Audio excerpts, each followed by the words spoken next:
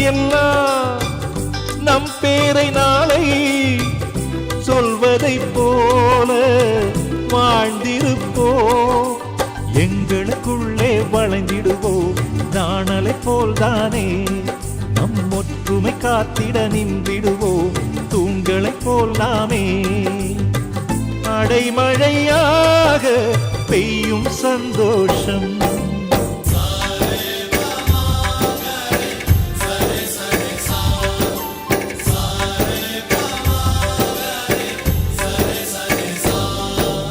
ஆசை ஆசையாயிருக்கிறதே இதுபோல் வாழ்ந்திடவே.